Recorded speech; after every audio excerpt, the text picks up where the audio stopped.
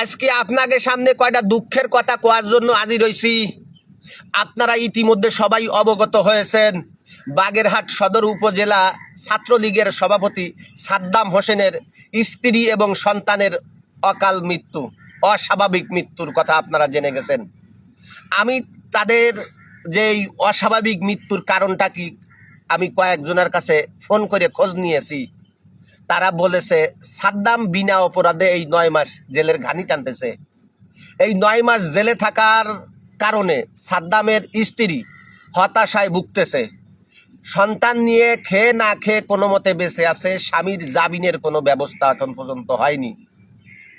এমনকি কোনো নেতা, আওয়ামী লীগের কোনো নেতা সাদ্দাম হোসেনের পরিবারের খোঁজ খবর নেয়নি। না খাওয়ার যন্ত্রণায় পেরেশানি হইয়া, হতাশাগ্রস্ত হইয়া মেয়েটা শিশু সন্তানকে নিয়ে আত্মহত্যা করছে। এটা আমি ওখানকার যারা আছে তাদের কাছে খোঁজ নিয়ে আমি জানতে পেরেছি। অথচ সাদ্দাম হোসেনের স্ত্রী সন্তান মারা গেল। এই জালিম শাসক সুৎখর মহাজন তাকে প্যারোলে পর্যন্ত মুক্তি দেয়নি তাদের জানাজা করার জন্য। দেশের মানবাধিকার কর্মীরা কোথায়?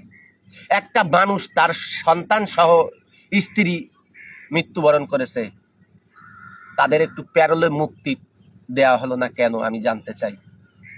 আর আমি নেতাদের উদ্দেশ্যে বলবো, হাজারো সাদ্দামের মতো হাজারো ছাত্রলীগ, যুবলীগ, স্বেচ্ছাসেবক লীগ, আওয়ামী লীগ, কৃষক লীগ, শ্রমিকের নেতা কর্মীরা এভাবে পালিয়ে আছে। তারা মানবতার জীবনযাপন করতেছে। এদের দিকে একটু খেয়াল দেন।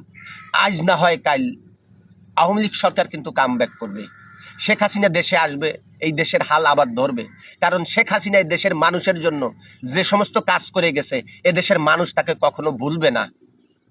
তাই আপনাদের কাছে বিনীত অনুরোধ করব, আর যেন কোনো মানুষ সাদ্দামের স্ত্রীর মতো এই অকালে মৃত্যুবরণ না করে।